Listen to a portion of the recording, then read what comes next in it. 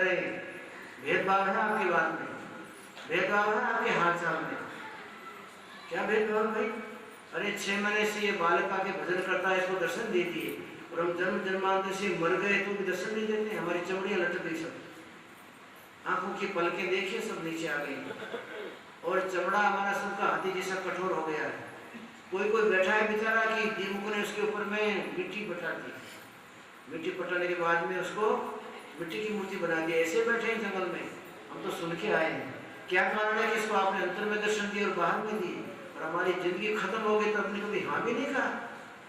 हमने कहा घर वालों को साथ में जंगल में लाके रखा है, सारे संसार को ठोकर मार के अपने जीवन को फुसोस मसोस के और सारे संसार का मुंह दूर करके जनशून्य स्थल में जहाँ कोई न दिखाई दे, और जनशून्य में आपको ध्यान धारणा समाधि में प्राप्त करने के लिए हम मंथन कर रहे हैं, मर रहे हैं, उसका कोई पता नहीं। और ये बालक 6 महीने में बस आया और इसको आपने दर्शन दे दिया।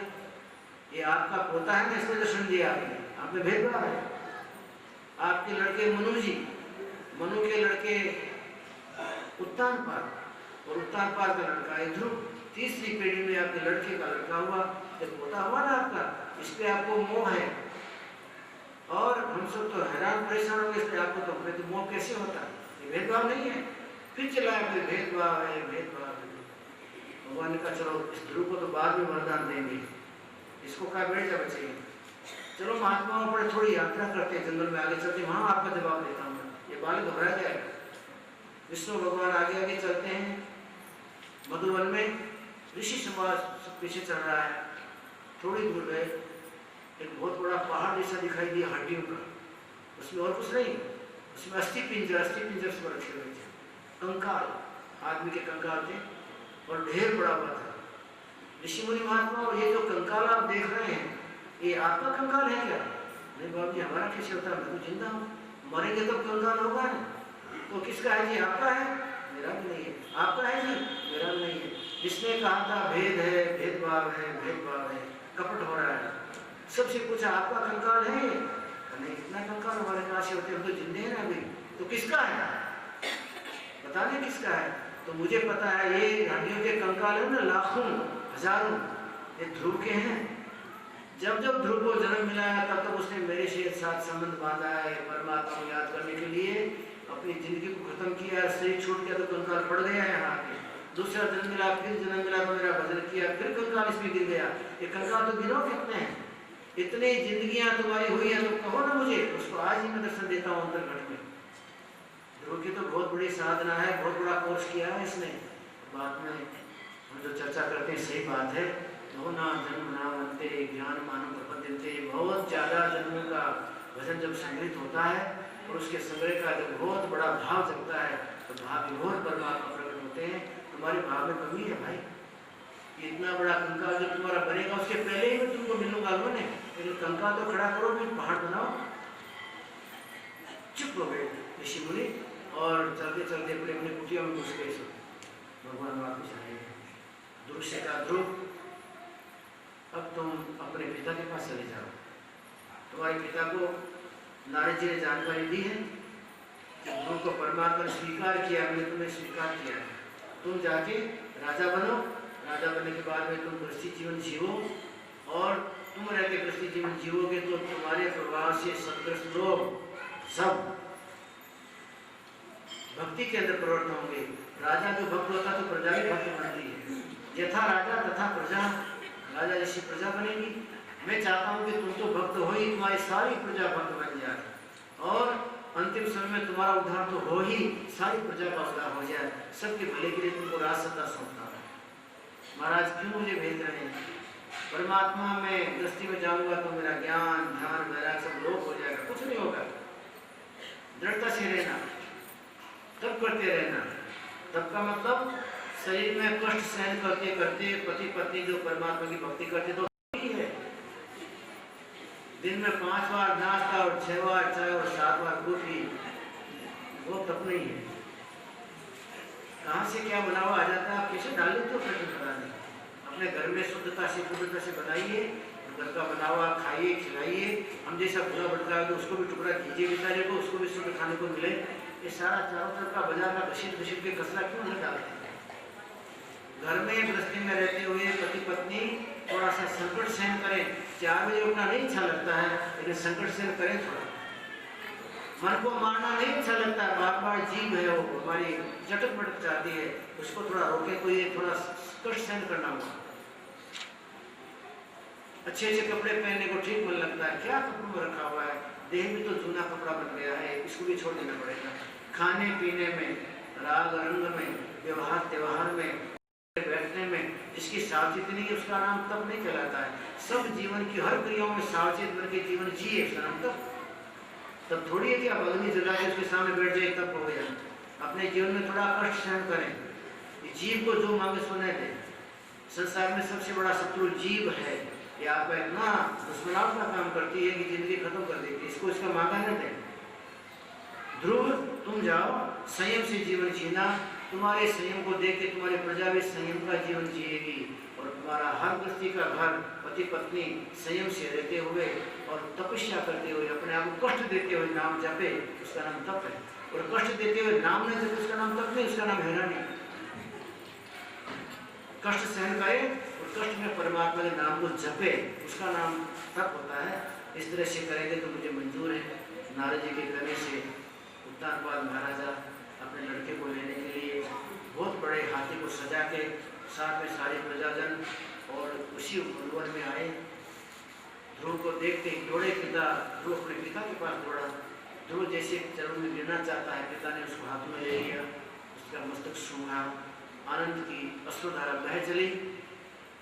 ध्रुव तुमको मैंने पहचाना नहीं था, वास्तव में राजा तो तुम्हारा ही था, मेरा कहाँ था, लेकिन कोई घटना ऐसी घट गई कि तुमको दुख हुआ, मुझे माफ करो। ध्रुव ने कहा पिताजी आप तो माफी के पात्र हैं ही, आपको क्या माफ कर जाएगा, आप तो दयालु हैं ही, लेकिन मेरी माता ने ऐसा चक्र रच दिया था कि आप कुछ हाँ ना नहीं कर पाई। आप में आक्रोश नहीं था मेरे ऊपर, लेकिन वो तो विमाता थी, दूसरी माता विमाता ने मेरे ऊपर आक्रोश किया। धन्यवाद है उसको, वो जो आक्रोश न करती तो आज जगत का जगदीश मुझे नहीं मिलता।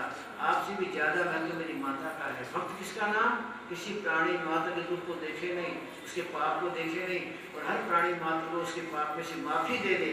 चलो कोई बात नहीं, तुमसे जो हुआ तो कोई बात नहीं, माफी करता जाए, वो सबसे बड़ा भक्त होता है। सबसे पहले पिता के पास से छूटे तो दौड़ते दौड़ते विमाता के चरणों में गिरे। सुनीति को नहीं मिले, अभी सुरुचि को मिले। माता तुम्हारा आशीर्वाद मुझे लगा, तो तुम ऐसा आशीर्वाद नहीं देती तो ये जगत का जगदीश मुझे कहाँ मिल पाता, तुम्हारी कृपा से मुझे मिला है। और आंखों से आंसू गिराए माँ के चरण पर, और माँ की धूल लेके अपने सिर पर चढ़ाई। माता को इतना दुख हुआ कि हे परमात्मा धरती फट जाए मैं चली जाऊँ।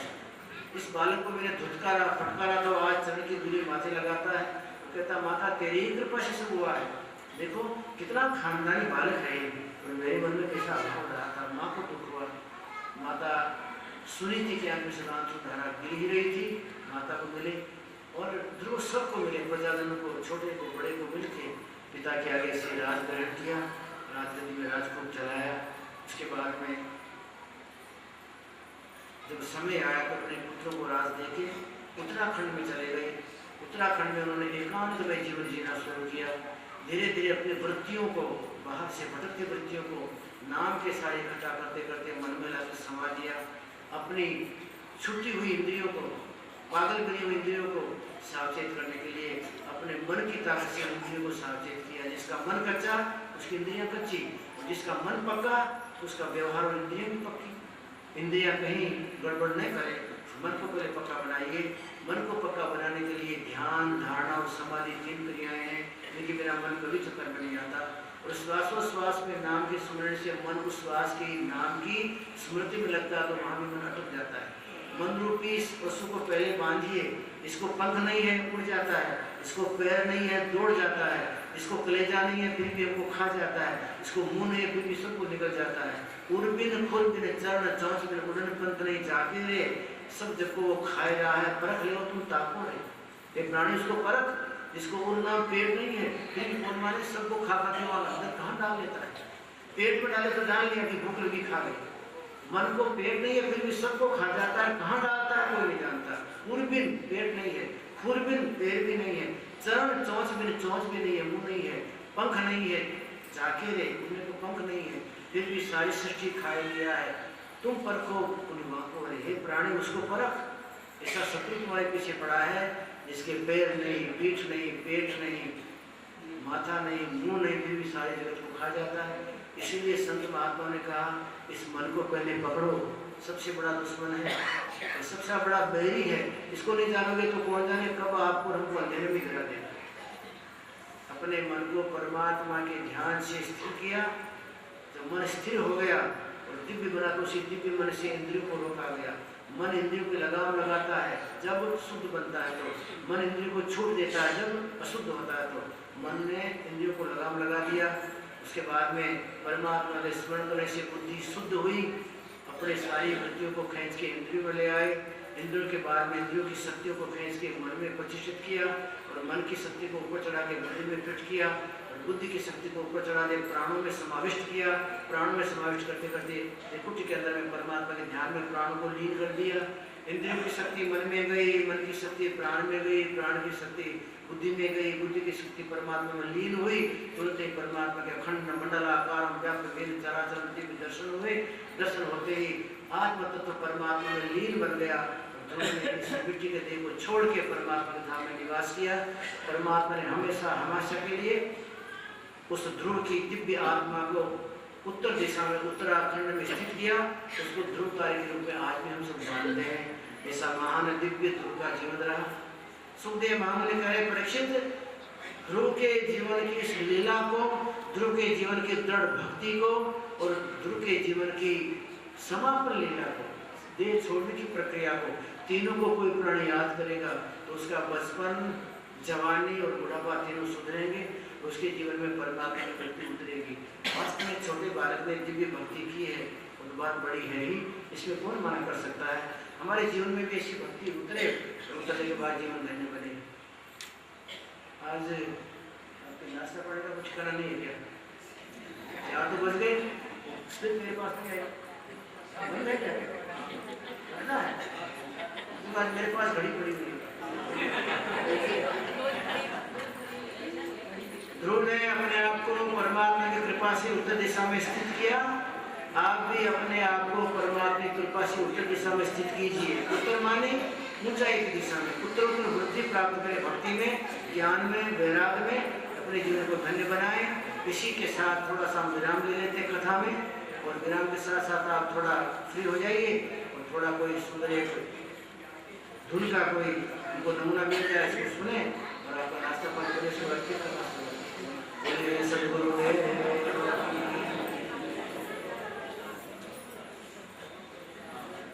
ध्रुव के चरित्र की बातें आप सब सुन रहे थे। ध्रुव जैसे बालक की दृढ़ता सुखदेव महामुनि ने परीक्षित को सिखाई।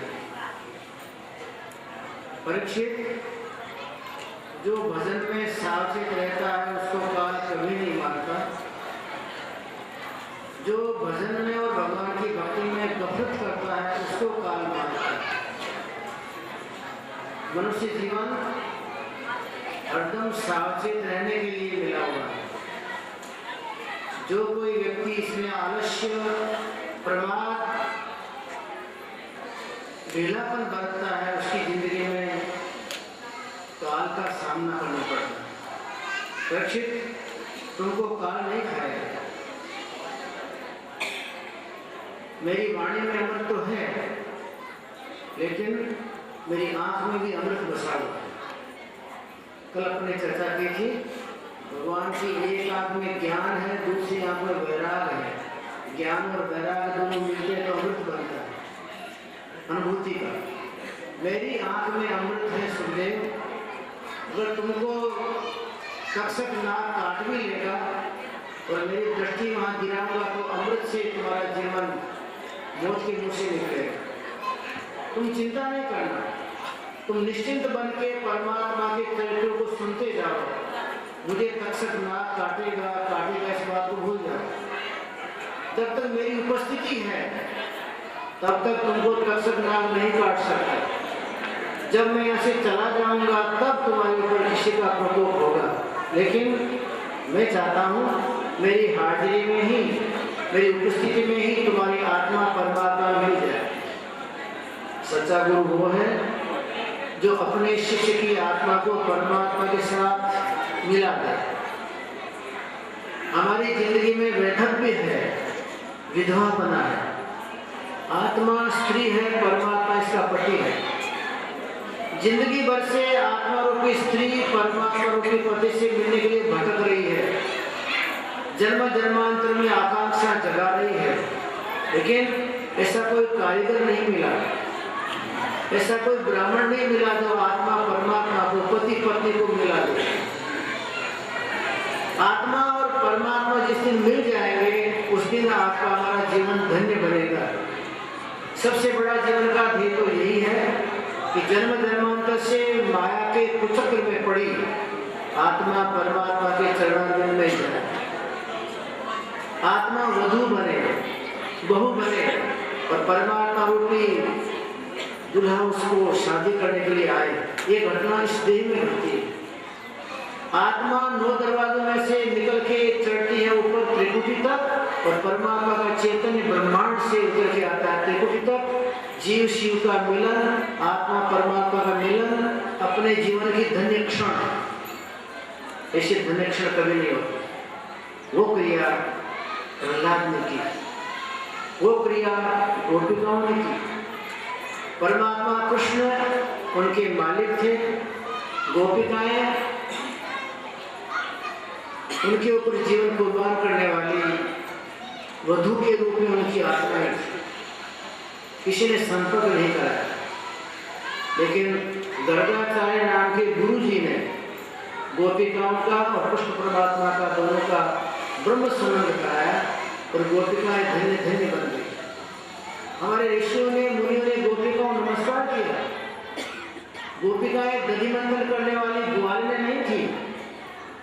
गोपिकाएं मथुरा की गली गली में दही बेचने वाली ग्वालिकाएं नहीं थी, लेकिन ब्रह्म को अपने पेट में पचाने के बाद ब्रह्मामृत का पान करने वाली परमांश आत्माएं थी।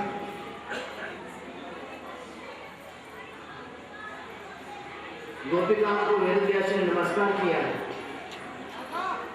बंदों गोपिकाभ्याम परमहंस स्वरूपिणो, मैं उन गोपिकाओं को नमस्कार करता हूँ। नमस्तुभ्यम, मैं मेरे दिल से नमस्कार करता हूँ उन गोपिकाओं को जो परमहंस गति की महान दिव्य भक्त थी। परमहंस किसको कहते हैं? जिसके जीवन के अंदर में किसी के साथ में मेल मिलाप नहीं, परमात्मा ही जीवन का ध्येय, अपने तन बदन की खबर न रखता हो और शुद्ध स्वच्छंद बन के विचरता हो, कहीं जीवन में काला दाग न लगा हो। हंस को कभी काला दाग नहीं होता, परमहंस को तो कभी शब्द में नहीं होता। हमारी साधना की कक्षाओं में साधना करते करते भक्त जब मोक्ष गति में पहुंचता है उसकी दशा होती है हंस, लेकिन उसके भी ऊपर तन बदन को भूल जाने वाला परमहंस। परमहंस की गति गोपिकाओं की थी। नमस्तुभ्यम गोपिकाभ्याम परमानंद स्वरूपिणो, उन्होंने नमस्कार किया। गोपिकाओं को अपना तो कुछ भान नहीं था, लेकिन उनको पेड़ में कन्हैया दिखता था। कहीं भी उनको पत्ता दिखे टूटा हुआ तो पता लगता था कि मेरा कन्हैया कहाँ गिर पड़ा। पेड़ में, लता में, पत्ता में कन्हैया के दर्शन करते थे। कृष्ण परमात्मा चले गए मथुरा में, गोपिकाएं दुखी तो हुई, लेकिन बात के अंदर की उनकी ब्रह्म स्थिति, ब्राह्मी स्थिति ने गोपिकाओं को आधार दिया और उनको यत्र तत्र सर्वत्र परमात्मा दिव्य स्वरूप में दिखाई देने लगे। कभी उनको न दिखे तो दौड़ती दौड़ती वन में पूछती, भमरे को पूछती है, भमरे तुम्हारे जैसे काला रंग के श्याम, ऐसे श्याम सुंदर कहाँ चले गए? तुमने भी देखा? हम तो कुछ ही दूर में जा सकती हैं, हे भ्रमर, तुम तो घाटियों में, प्रांतों में, वनों में भटकता है, तुमने भी देखा? अरे गोपिकाएं तो चेतन थी, लेकिन गोपिकाओं के चैतन्य ध्यान से, चैतन्य भजन से वहाँ की धूल, वहाँ का जल, वहाँ के पेड़ पत्ते भी चेतन हो। कभी कभी कमल दल का एक दंड झुक जाए जमुना के जल पर, तो जमुना का जल पूछ जाता, हे कमल के पत्ते, तुमने कमल के नेत्र वाले परमात्मा कृष्ण को भी देखा? आज दिखाई नहीं दिए, मेरे किनारे पानी पीने नहीं आए। भंवरा फूल पर बैठा तो फूल पूछता है भ्रमर तुमने परमात्मा कृष्ण को देखा? आज भगवान मेरे सुगंध लेने नहीं आए। उसको मालूम था कि आज तक तो मेरे पास ही रहेगा, आज ही नहीं आए। परमात्मा से सारा वातावरण ओतप्रोत बन जाए, ऐसा हमारा घर हो, घर की दीवारों में से परमात्मा के नाम का गुंजन हो, हमारे हृदय के मंदिर में परमात्मा का स्थान हो, आसन हो, और हमारे घर की पवन गोविंद दामोदर माधवेति गोविंद दामोदर माधवेति का उच्चारण करती रहती हो। उस घर में वृंदावन में कोई कमी नहीं। वृंदावन में तो भंवरे पागल बने, फूल पागल बना, गोपिकाओं की आंख का काजल पागल बना। आंखें पूछती थी हे काजल तुम जैसे काले हो वैसे काले हमारे परमात्मा श्याम में विचरण करते हैं, उनको देखा? आंखें रो देती थी। तो कहती हे काजल भैया हमने परमात्मा को इन आंखों से आज नहीं देखा। फूल पूछे भंवरे को भंवरा बात करे गुंजन माधव है नहीं मधुबन, माधव है नहीं मधुबन। भंवरा गुंजन में कहता है फूल आज तो मधुबन में माधव को नहीं देखा। फूल पूछे भंवरे को भंवरा बात करे गुंजन माधव है नहीं मधुबन, माधव है नहीं मधुबन। जमुना जल पर झुक कर पूछे आज कदम की डाली, याद होगा तुमको यहाँ मुरली बजाते थे बनवारी। कदम की डाली झुकती है जमुना के जल पे, किनारे खड़ा हुआ पेड़। ये जमुना जब तुम नहीं जानते मेरा सहारा लेके बनवारी परमात्मा यही तो मुरली बजाते थे, तुम नहीं साक्षी बने आज। जमुना जल पर झुक कर पूछे आज कदम की डाली, याद होगा तुमको यहाँ मुरली बजाते थे बनवारी। आँख पूछे काजल को काजल बात करे रोदन माधव कहीं नहीं मधुबन, माधव है नहीं मधुबन। जमुना जल पर झुक कर पूछे आज कदम की डाली, याद होगा तुमको यहाँ मुरली बजाते थे बनवारी। काजल पूछे अखियों को अखियाँ बात करे रोदन माधव कहीं नहीं मधुबन, माधव है नहीं मधुबन। भूल पूछे भंवरे को भंवरा बात करे गुंजन माधव कहीं नहीं मधुबन। सारा ब्रज वृंदावन झाड़ पेड़ भ्रमरगण कीट पतंग सब उस नाम से चैतन्य। उधर घर के एक कोने में एक बुढ़िया और बूढ़ा रो रहा है। बुढ़िया है माँ यशोदा, बूढ़ा है नंद बाबा। उधर वृंदावन की गायें दौड़ दौड़ के गोवर्धन पे चढ़ रही हैं। गोवर्धन के पत्थर से पूछती है गोवर्धन तुम्हारे ऊपर कभी कभी परमात्मा कृष्ण बैठते थे और हम कहीं आगे पे चले जाए तो हमको टेढ़ा करते थे बंसरी की तान से, वो परमात्मा कहाँ गए? तुम तो उनकी बंसरी के साक्षी हो ना। बंसरी की नाद में बंसरी की निनाद में हमको टेढ़ टेढ़ के बुलाते थे, क्या तुम भूल गए? गायें भी जड़ से चेतन बनी है वृंदावन के अंदर दौड़ती दौड़ती हुंकार मारती मारती गोवर्धन को पूछती है और नंद बाबा यशोदा आंखें पूछते पूछते कोनों को पूछते हैं हमारा कन्हैया का।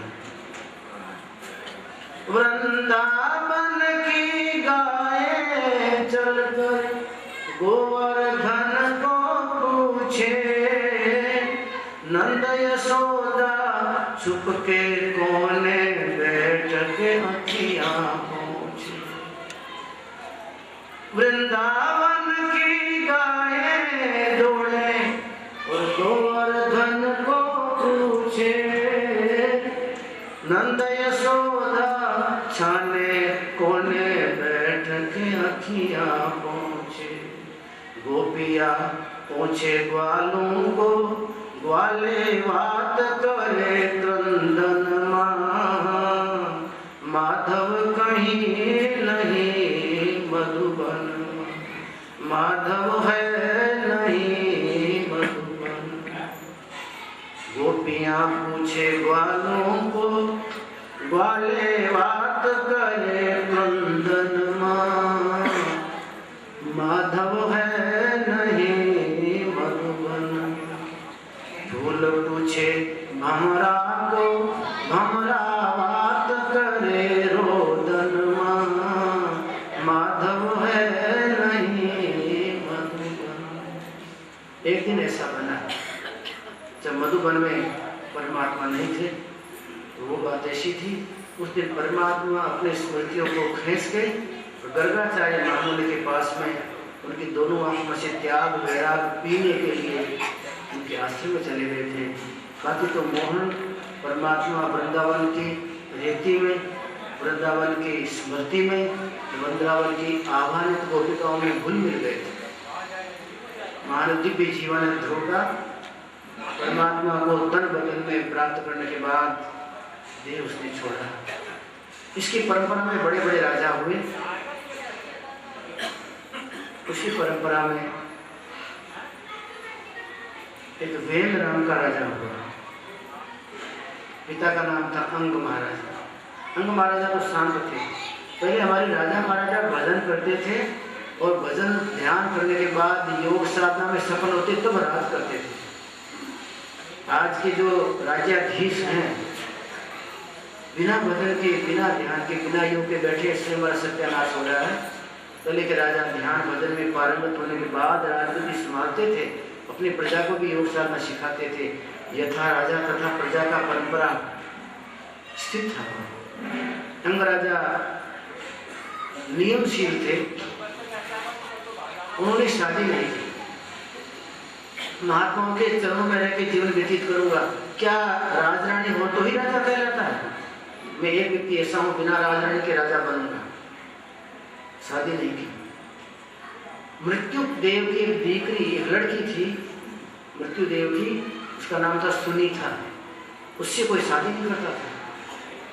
उसको श्राप था, अगर तुम शादी करोगी तुमको लड़का होगा तो इतना चंडाल होगा जो सारे संसार को त्रसित करेगा। इस बात को सब जानते थे। किसी ने उससे शादी नहीं की। इधर अंग राजा ने शादी नहीं की, कुंवारे थे। इधर सुनीता की शादी नहीं होती थी, कुमारिका थी। कहीं शादी नहीं हुई। सुनीता ने मोहनी मंत्र का प्रयोग किया और मोहनी मंत्र के प्रयोग से अंग राजा को मोहित करके उसके साथ शादी की। होना था वही जो पुत्र को मंजूर था। वेन नाम का पुत्र उत्पन्न हुआ, लेकिन जैसी आकाशवाणी थी दुष्ट निकला। स्कूल में पढ़ने जाता बच्चों के साथ पाठशाला में, तो बच्चों को उठा उठा के तालाब में गिरा देता, नदी में गिरा देता, मार डालता। अंग राजा दुखी हो गए। परमात्मा ये बोला तुमने मेरे गले में कहाँ से डाली? मैं तो शादी करना ही नहीं चाहता था। ये सुनीता कहाँ से आ सकती? मेरा जीवन दूषित हो गया। इसी चिंता में उन्होंने राज छोड़ दिया, एकांत स्थल में भजन करके परमात्मा में लीन बन गए। लेकिन उसको श्राप था सुनीता को, लड़का भी दुष्ट निकला। चारों तरफ से त्राहिमाम मचा दी। प्रजा खुद ही लूटने लग गया। प्रजा रक्षक राजा होता है, प्रजा पालक राजा होता है, ये प्रजा घातक राजा हुआ, खुद लूटने लग गया प्रजा को। प्रजा दुखी हुई। ऋषि मुनि महात्माओं के पास बात गई। ऋषि मुनि महात्माओं ने श्राप दिया, हे दुष्ट राजा तुम अभी मर जा, दुष्ट राजा तुम अभी मर जा, मौत के मुंह में चला जा। ऋषि मुनि महात्माओं के तप के प्रभाव से श्राप लगा और राजा वेन मर गया, खत्म हो गया। सुनीता ने विचार किया मेरा लड़का एक ही है, राजगद्दी पर और तो कोई है नहीं दूसरा, क्या करे इसका? कोई इसको जलाने थे। उसने लकड़ी की नौका बनाई, लकड़ी की नौका बना के लकड़ी की नाव में उसको लड़के को डाल के उसके ऊपर से तेल डाल दिया, लाश को बचाया। जब राजा नहीं रहा तो पहले से ही चोर, लुच्चे, लफंगे, डाकू स्वतंत्र थे, अब तो अति स्वतंत्र बन गए और दिन दहाड़े प्रजा को लूटने लगे। चारों तरफ त्राहिमाम मच गया, किसी की सलामती नहीं रही, कोई सलामत नहीं, रक्षक नहीं। ऋषि मुनि महात्माओं को इकट्ठा किया गया। ये अंग राजा की परंपरा है, अंग राजा धर्मात्मा थे और वैसे देखो तो ध्रुव की परंपरा है। ध्रुव कितना महान था, उस परंपरा में ऐसा राजा जन्मा। इस परंपरा को खत्म नहीं होने देने का है, इसको बचाना तो है। ऋषि मुनि महात्माओं ने 2-4 आदमी बुला के उसके देह का मंथन करवाया। हमारे देह में 3 भाग हैं, हमारी नाभि से नीचे तक का सब भाग अधमांग, इसमें अधम अंग है, मलमूत्र के अंग है। नाभि के नीचे अधमांग और नाभि से लेकर गले तक मध्यमांग, शरीर का मध्यम अंग है। इसमें आपका हार्ट है, आपका लीवर है, किडनी है, लंग्स हैं और गर्दन के ऊपर लेके हमारे सिर तक पूरा का पूरा उत्तम अंग है। इसमें परमात्मा की झांकी होती है, इसमें चैतन्य प्रकट होता है, इसमें तो अखंड मंडलाकार के दर्शन होते हैं और इसी में अनाद नाद की झनकार फूटती है। इसमें गुफा है, उसको गगन की गुफा कहा गया। गगन की गुफा, आकाश वाली गुफा, हमारे देह में शिर आकाश है, इसमें गुफा है। उस गुफा में दिव्य प्रकाश है, वो दिव्य प्रकाश है गैबी, गुप्त प्रकाश हो रहा। कहाँ से आता है कोई नहीं जानता, जिसके अंतर में उतरता है और देखता हुआ जानता है। गगन की गुफा में गैब का चांदना, सूर्य और चंद्र की गमनाई।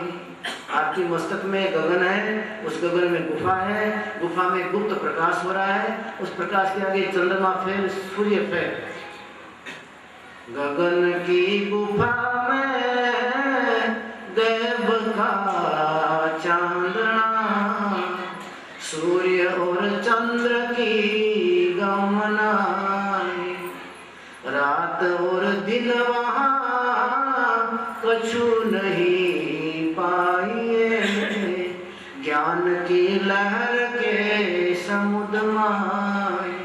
वहाँ दिन नहीं, रात नहीं, ज्ञान की लहरें चलती है, सब ब्रह्म रस भरा हुआ है। इसमें लहरें हैं ज्ञान की, रस ब्रह्म का। सूर्य और चंद्र वहाँ कछु नहीं पाइए, ज्ञान की लहर के समुद्र माई।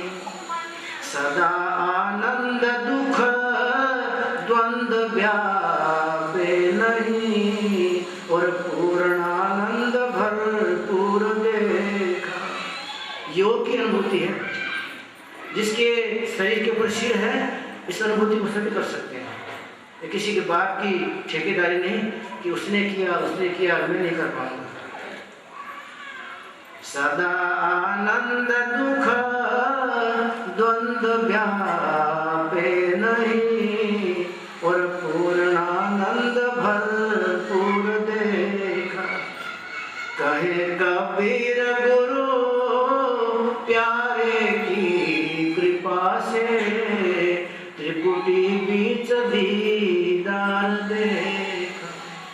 कहे कबीर गुरु प्यारे की कृपा से, त्रिकुटी के बीच दीदार देखा।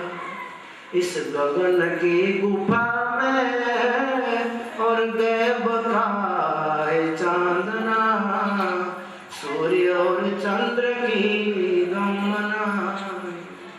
ऐसी परंपरा है ये ध्रुव वाली, ऐसी परंपरा अंग राजा वाली। इस परंपरा को खत्म नहीं होने देना है। और उसके 3 अंगों का मंथन किया, अधमांग का मंथन किया, उसमें से शूद्र निकले सेवा करने वाले। मध्यमांग का मंथन किया, उसमें से वैश्य निकले व्यापार करने वाले। और फिर उन्होंने उत्तमांग का मध्यम किया।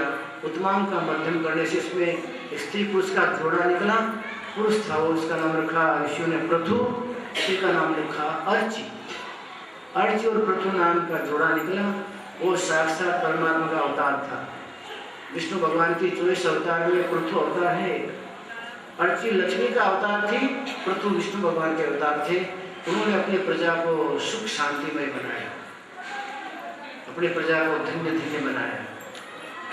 प्रजा ने जब देखा था कि वैन राजा दुराचारी, अनाचारी, अत्याचारी है, इस राजा ने सब सत्यानाश किया, धर्म का, कर्म का और धर्म के मर्म का। पृथ्वी माता ने रस अपने अंदर खींच ली और अंदर खींचने के बाद पृथ्वी माता ने रसातल में पहुंचा दिया। फिर तो यहाँ कुछ घास भी नहीं उगता था। दुनिया जीवे तो कैसे जीवे?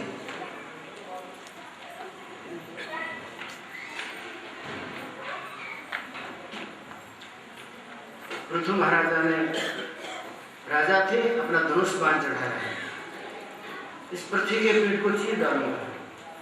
और पृथ्वी के पेट को चीरने के बाद में सारे रसकस में इसके अंदर से बाण निकालूंगा।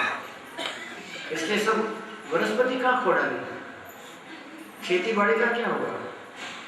ये सब विकराल अकाल क्यों पड़ रहा है? पृथ्वी काम गई, ये तो साक्षात अवतार है। हो सकता है मेरा वक्षस्थल फाड़ भी डाले। महाराज, जब कोई राजा दुराचारी होता है तो मैं सारे रसकस अपने अंदर ले लेती हूँ। ये राजा दुराचारी था, वैन, मुझे ऐसा करना पड़ा। आप आए हैं तो मेरा दोहन कीजिए, मैं गाय बन जाऊंगी तो मुझे दू लीजिए। पृथु महाराजा ने पृथ्वी माता को गाय बनाया, कपिल भगवान को बछड़ा बनाया। हे कपिल भगवान, सारी सृष्टि का सार तो आप ही निकाल सकते हैं, आप ही पूछ सकते हैं। कपिल भगवान को बछड़ा बना के दया के पात्र में पृथ्वी माता का सारा रस का दोहन किया। महाराज, मेरे में सब कुछ है, मणिया और माणिक भी मेरे में है, सब रत्न भी मेरे में है, अन्न पानी भी मेरे में है और सबके बीज भी मेरे में है। लेकिन जब प्रजा पापाचारी बनती है तो मैं सबको खींच लेती हूँ अपने अंदर। आप चिंता नहीं करिए। सब दोहन करने के बाद में एक बहुत बड़ा यज्ञ किया उन्होंने। यज्ञ में खूब बरसात हुई और बरसात होने से पृथ्वी फिर सच्चे श्यामला बन गई। पृथु महाराजा ने अपने पृथ्वी को सुखी बनाया और अपनी प्रजा को धर्मात्मा बनाया। राजा वो है जो अपनी प्रजा को सुखी करे और धर्मात्मा ही बनाए। सबको धर्म में जीवन जीने की कला सिखाई, अपनी प्रजा को उपदेश किया। जो परमात्मा सारी सृष्टि का रचयिता है, जो परमात्मा सारी सृष्टि का भरण पोषण करने वाला है, जो परमात्मा एक और नित्य है, वो हम सबका मालिक है। हे प्रजाजनों, सबको छोड़ के उस एक और नित्य परमात्मा के ही शरण में जाने में हमारा श्रेय है। इस तरह से अपनी प्रजा को योग, ज्ञान, ध्यान, वैराग्य की सब प्रक्रिया सिखाई। और उसके बाद में महाराजा पृथु ने वन गमन किया अर्ची महाराज के साथ में। जैसे हमने ध्रुव की चर्चा की थी, इंद्रियों का संयम किया, ब्रह्मांड में व्याप्त चैतन्य को अपने आकर्षण से घट में उतारा। उस चैतन्य के प्रभाव से कोई माया का प्रभाव मलिन तक आया हो तो चैतन्य की ज्वाला में जल गया। गुरु महाराज जीव को भेद देते हैं, उस जीव के भेद को, गुरु महाराज के भेद को जीव समझे और अपने भेद को अंतर उतार के और परमात्मा के साथ अपना संपर्क साधे तो उसके अंदर में माया विराम प्राप्त कर लेती है, माया खत्म हो जाती है। गुरु महाराज का दिया गया भेद आपके घट मंदिर में चमत्कार करता है, चकमक बना देता है और संशय, शोक, भ्रम सबका नाश हो जाता है। और जो जीव के शत्रु हैं, 5 तत्व 25 प्रकृतियां, वो भी नाश पा लेते हैं। और जो मन हमेशा धरती धूल चाटता है वो गगन में चला जाता है। गुरु महाराज का दिया हुआ अंतर भेद, उस भेद का अंदर में अपने अंदर में समन करने के पश्चात साधना के द्वारा उस भेद को परमात्मा के परिचय तक जानते जानते पहुंचे तो ये कला होती है। मन को मार गगन चढ़ जाई, मन को मार गगन चढ़ जाई,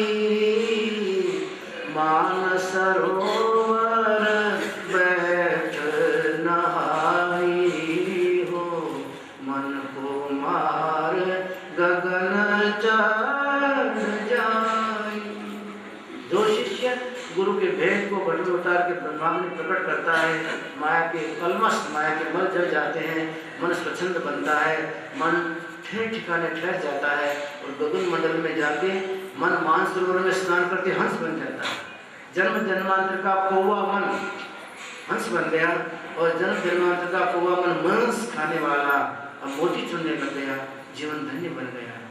पृथु महाराजा ने समझाया, प्रजाजनों ये सब तुम्हारे में है। कोई क्रिया मनु महाराज ने सिखाई थी अपने शिष्यों को, कोई क्रिया पृथु महाराज ने अपने जीवन में की, परमात्मा में लीन हो गए। पृथु महाराज का वंश भी आगे चला, खूब दूर तक चलता गया। इस वंश में जितने महाराजा हुए सब के सब योगी, ज्ञानी, वैरागी ऐसे हो गए। बहुत परंपरा के बाद नाभि नाम का राजा हुआ, इसने पृथ्वी के ऊपर चक्रवर्ती सम्राट बन के राज्य किया। नाभि महाराजा के एक योगी और परमहंस जैसा पुत्र जन्मा, उसको आप हम सब ऋषभदेव जी के नाम से जानते हैं। जैन धर्म का पहला आचार्य और हमारे 24 अवतारों में का एक अवतार। जैन संप्रदाय ऋषभदेव जी को पहला तीर्थंकर मानती है। नाभि राजा के पुत्र थे ऋषभदेव, परमहंस गति के थे। एक बार इंद्र नाराज हो गया, मैं देखता हूँ कैसा ऋषभदेव परमहंस है, मेघों को आज्ञा करिए वर्षा की मत करो, 5-7 साल गुजरने दो, इसकी परमहंस गति मुझे देखना है। प्रजा ने हाहाकार मचाए तो परमात्मा के ध्यान में लीन थे। महाराज आप हमारे महाराजा हो, योगी तो हो ही, आप महाराजा हो, आप कैसे भूल गए प्रजा को? प्रजा दुखी है, 7 साल से बरसात नहीं होती, 7 साल हो गए, मुझे क्यों नहीं बताया? तुम अंत में क्यों बताते हो? महाराज आपको ध्यान में से बाहर कहाँ आते हैं? जब हम हैरान परेशान हुए हैं तो चर्चा करते हैं आपसे, कोई बात नहीं। उन्होंने अपने योग शक्ति से दूसरे मेघ बनाए, इंद्र के मेघ पड़े रहेंगे, कोई बात नहीं। दूसरे मेघ बनाए और दूसरा मेघाकार आडंबर बनाया आकाश में, और अत्यंत भयंकर वृष्टि हुई और धरती हरी हरी हरी चारों तरफ से हो गई। इंद्र महाराजा देखता रह गया, अरे ये योगी महात्मा तो मुझे से 50 इंद्रों की ताकत रखता है। परमहंस गति के महात्मा थे, अंतर में लीन रहते थे। अपने पुत्र भरत को राज देके चले गए, वन में चले गए। पीछे पीछे बालक दौड़ते थे, पागल बाबा आया है, पागल बाबा कोई आया है। न वस्त्रों का पता था, न खाने पीने का ठिकाना था, बच्चे जैसा जीवन था। कहीं कोई छोटा बच्चा बैठ के माँ के आगे स्नान करता हो, माँ नहलाती हो तो देखते याद आता, जाकर बैठ जाते, माँ मुझे भी स्नान करा दो ना, मुझे स्नान कराने वाली माँ नहीं मिली कोई। तो माँ जानती थी कि परमहंस महात्मा है, बच्चे को दूर करके उनको स्नान करा देती, करा के कपड़े पहना देती। लेकिन वन में जाने के बाद वही दिशाएं वस्त्र बन जाती, कोई खोल लेता, उसको कुछ पता नहीं। कहीं कोई माँ अपने बच्चे को खिलाती होती, दौड़ के जाते, माँ मुझे भी खिला दो।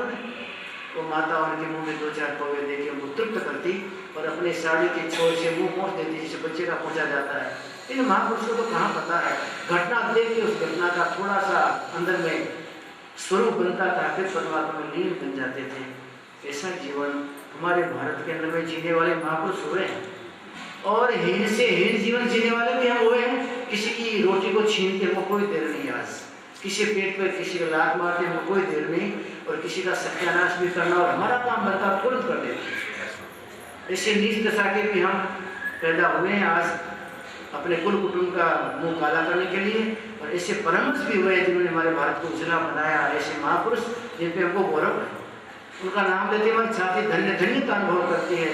ऐसे महापुरुषों का तो बहुत बड़ा विशाल झुंड हमारे भारत में उतरा है।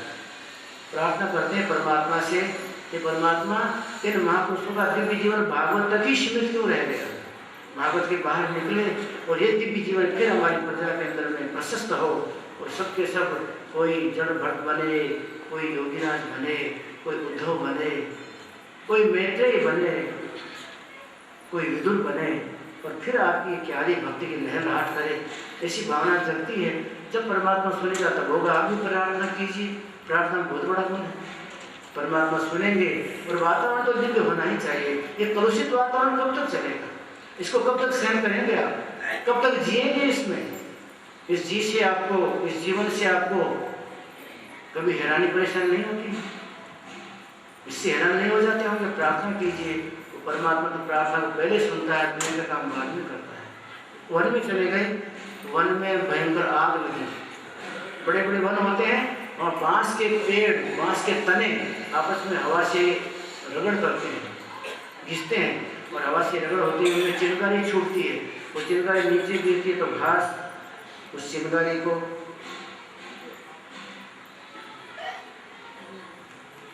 पकड़ लेता है, आग बढ़ती जाती है, और बढ़ते बढ़ते आग सारे जंगल में फैलती है।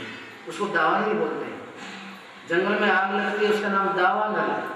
हमारे पेट में एक आग, उसका नाम जठरानल। मेरी जठराग्नि कमजोर हो गई, महाराज वैद्यराज को दवा दीजिए। जठरानल हमारे पेट में है, दावानल है वो जंगल में लगती है, और एक बड़वानल होती है वो पानी में लगती है। जो बड़वानल समुद्र के पेट में न लगे आग, तो समुद्र मर्यादा के बाहर हो जाए, रात दिन नदियाँ उसके अंदर में आके गिरती हैं, तो हमको भी डुबो दे, हिमालय की तलेटी तक पहुँच जाए, तराई तक चला जाए। लेकिन परमात्मा ने व्यवस्था की है, बड़वानल नाम की अग्नि समुद्र के पेट में जलती रहती है, ज़्यादा पानी को जलाती रहती है। दावानल जंगल बहुत ज़्यादा बढ़ जाते हैं, दावानल जंगलों को जला देती है, और आपके हमारे पेट की जठरानल आपके हमारे खाए पिए को पचा देती है, जला देती है। और एक होती है ब्रह्माग्नि, ब्रह्मानल। ब्रह्माग्नि जो हृदय में प्रकट होगी तो जन्म जन्मांतर के कर्म को जला देती है। ये 3 अग्नियां तो दुनिया में मिलती है, चौथी अग्नियां जिसको मिलती है वो कोई गुरु का लाल होता है, उसको मिलती है। चौथी अग्नि की आप भी प्रार्थना कीजिए, ब्रह्माग्नि हमारे में प्रकट हो। हे परमात्मा, उस ब्रह्माग्नि के प्राकट्य में सारे संसार के, मेरे तो क्या, सारे संसार के कलवश जल के खत्म हो जाए। इसी भावना से कथा सुने, इसी भावना से थोड़ी साधना करें, इसी भावना से जीवन जिए तो जीवन में 4 चांद लगते कोई देर नहीं। वन में चले गए, दावानल लगा वन में, ये तो महात्मा, इनको तो कोई पता नहीं था, पेड़ के सारे बैठ गए।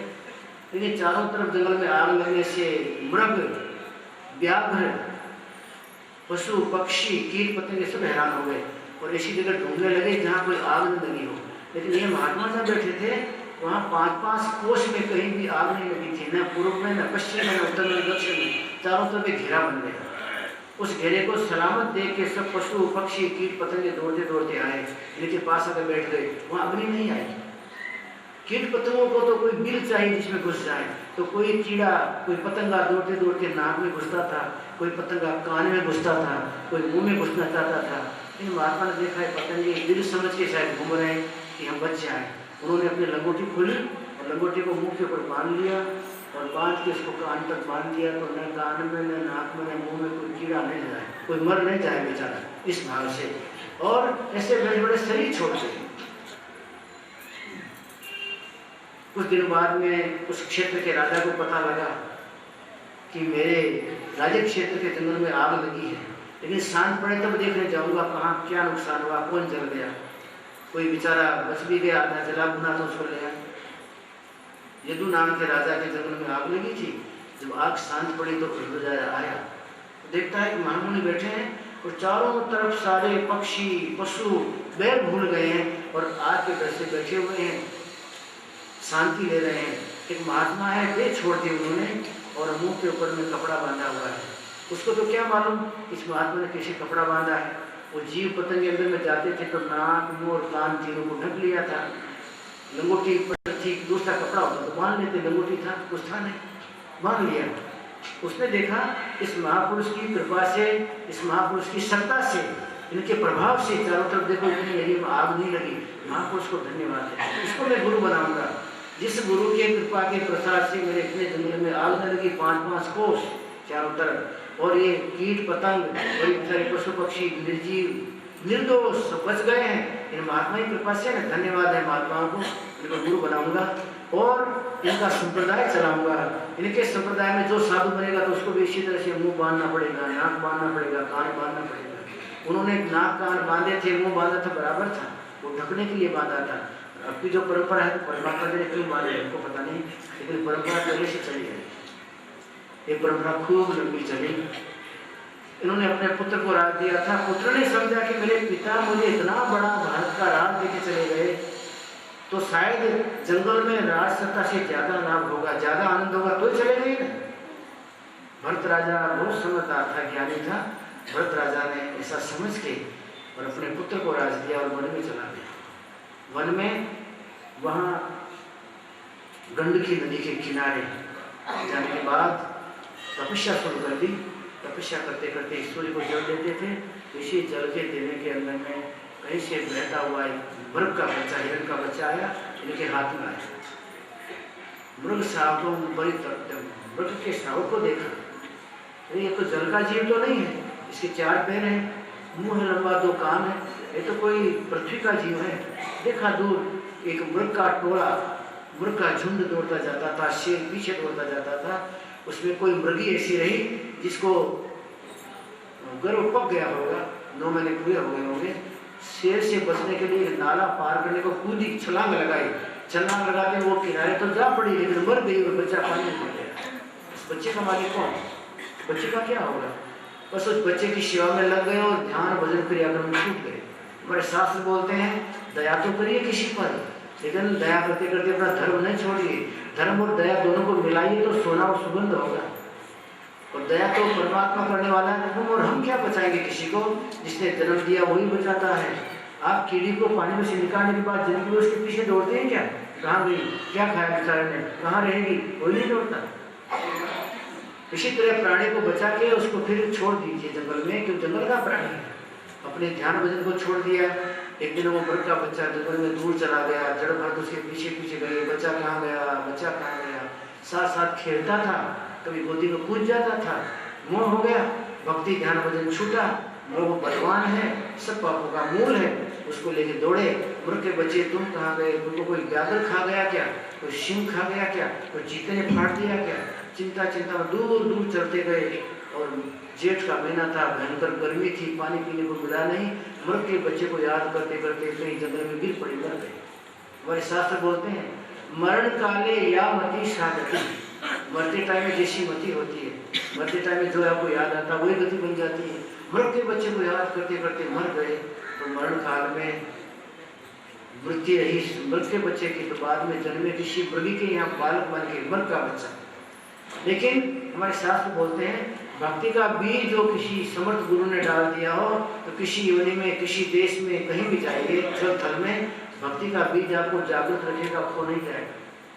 भक्ति बीज पलटे नहीं और जो जुग जाए अनंत, ऊंच नीच घर जन्म ले जो रहे संत का संत। भक्ति बीज पलटे नहीं और जो जुग जाए अनंत, ऊंच नीच घर जन्म ले और वह रहे संत का संत। याद नहीं बात, निश्चित किया मैं ये जन्म कभी पागलपने में नहीं दिखाऊंगा। मैं न तो किसी मृग से मोह करूंगा, न जंगल में भटकूंगा, न मैं हरा हरा घास खाऊंगा। मेरे बाप ने इस घास को पानी डाला है क्या? पानी परमात्मा डालता है जंगल के दुखी जीवों के लिए। मैंने कुछ सेवा नहीं की, मैं बता देने वापस नहीं आऊंगा। मैं तो इस घास को नहीं खाऊंगा। कहीं ऊपर से पेड़ के सूखे पत्ते गिरते उसको खा लेते, एक पेड़ के तने के पास बैठ गए, न किसी मृग के साथ में दौड़ के मिलना, न कहीं चलना फिरना। अपने जीवन को खत्म करने के लिए, प्रारब्ध को खत्म करने के लिए वहीं बैठे रहे। और कभी प्यास लगे तो पास में नदी का नाला बहता था, पी लेते, सूखे पत्ते चल लेते, हरा घास भी नहीं।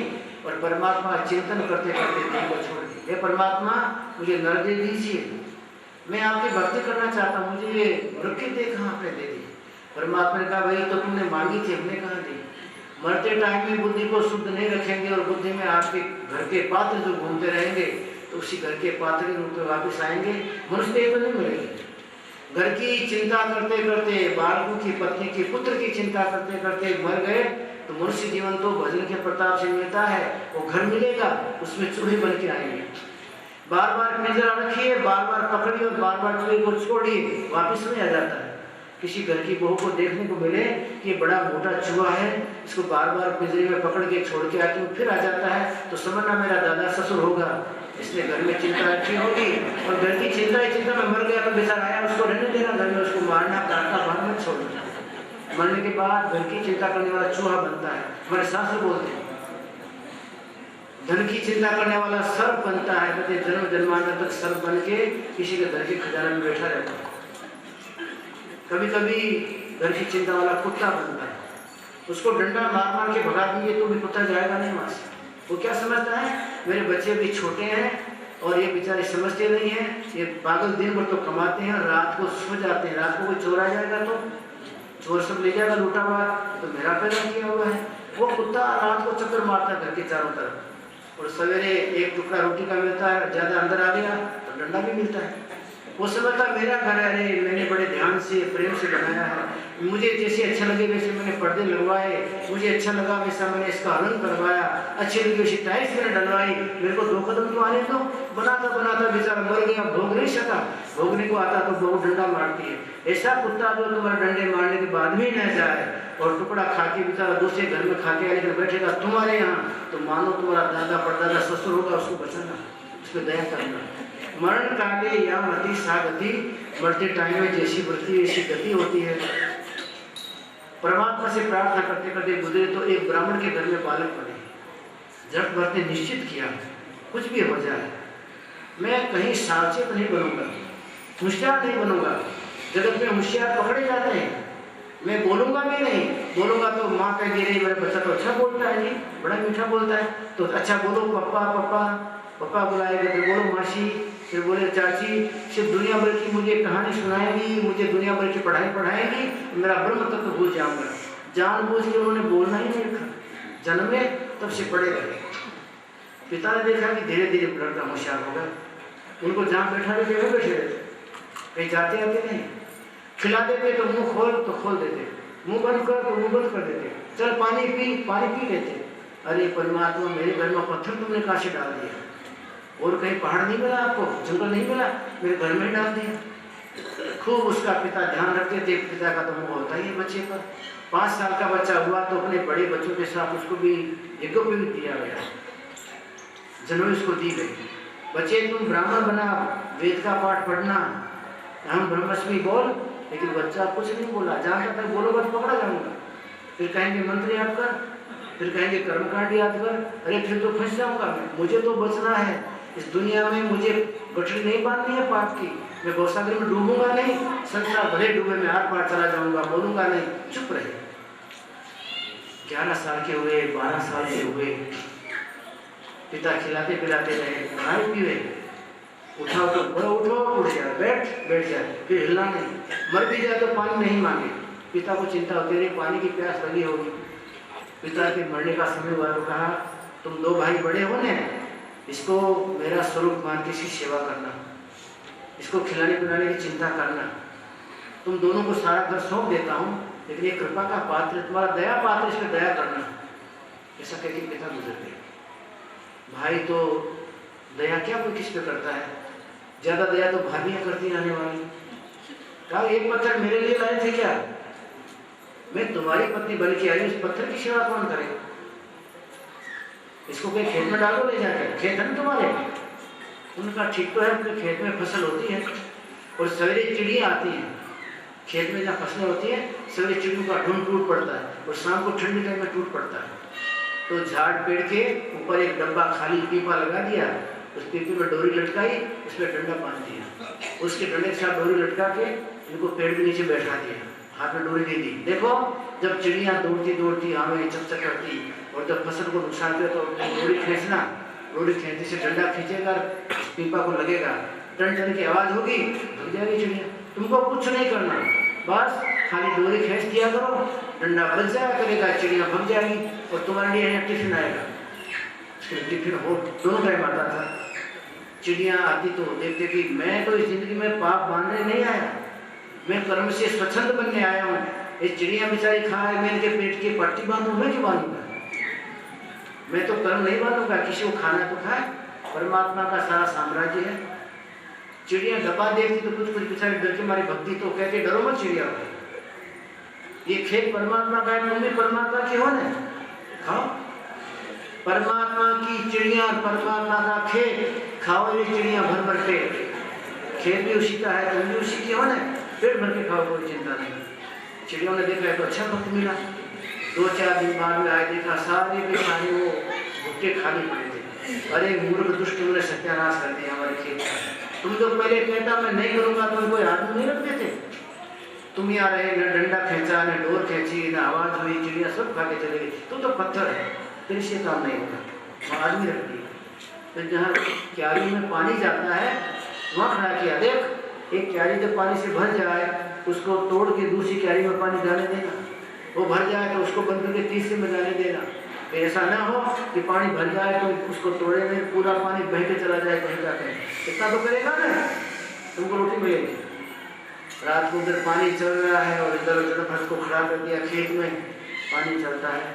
जलपत ने देखा पानी तो परमात्मा का अंश है, जल देवता है, ये कोई जैसा दशा है। जल देवता इसकी इच्छा वहाँ जाए, मैं क्या करूँ इस क्यारी में जाऊँ वहाँ जाऊँ यहाँ तो वहाँ करूँ, मेरे बाप पिता करते हैं। जल देवता है, पवन देवता है, अग्नि देवता है, ये तीनों देवताओं की जहाँ इच्छा होती है वहाँ जाते हैं। तो ताकत वाले हैं ना, ये कहाँ करेंगे। ये देवताओं आपको जहाँ जाना वहाँ जाओ, मैं आपके काम में विघ्न नहीं करूँगा। और पानी चला एक क्यारी में, दूसरी में फूटा, तीसरे में फूटा, खेत के पास चला गया। किसी ने कहा रे तुम्हारे खेत में क्या बात, बरसात हुई क्या रात को भाई, चारों तरफ कहीं हुई तो नहीं, तुम्हारे खेत का पानी तो बेतहाशा सा बाहर दौड़ रहा था, क्या बात है।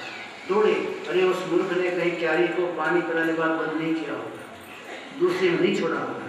दौड़े तो सारा जलाहल हो गया, 2 थप्पड़ मारे। अरे मूर्ख, तुम कहता भी नहीं है और करता भी नहीं है, तो किस तरह का है भाई, तुमको हम नहीं रखेंगे, धक्का मार के जंगल में भी चले जाओ ऐसे। बस यही तो चाहते थे जब, अच्छा किया, चला जाऊँगा। चले गए वन में, जाके झाड़ के नीचे बैठ गए। मैं किससे बात तो करूँगा ही नहीं, मुझे तो परमात्मा का नाम लेते लेते प्रारब्ध काट देने हैं, परमात्मा में लीन हो जाना है। डाकुओं के राजा को संतान नहीं थी, किसी ने कहा कि तुम मनुष्य को बलिदान करो देवी के आगे तो संतान हो जाएगा। चारों तरफ आदमी घुमाए, कैसे पुत्र ले आओ, किसी का जितना पैसा मांगे, लेकिन कोई माता अपने पुत्र को बलिदान के लिए कैसे देगी, किसी ने नहीं दिया। डाकू के सेवक आए, बाबू जी कोई पैसे से खरीदने को बालक नहीं मिलता, क्या करें। ऐसा करो जंगल में घूमो, कहीं मिलेगा। जड़ बैठे थे शांति से, कहा एक बहुत मोटा ताजा आदमी बैठा हुआ है, आगे पीछे कोई नहीं, ले आओ क्या कर ले। एक खड़ा हो गया, खड़ा हो गया, चल चलने लग जाओ। चलने लगे कि ब्रह्म इसके मुँह से बोलता है, प्राणी मात्र में ब्रह्म को जानने वाले जड़ भरत कहने से खड़े हो गए, चलते चलते कहने से चलने लग गए और डाकू राजा के घर में आ गए। वहाँ एक मंदिर बनाया था कालिका चंडिका का,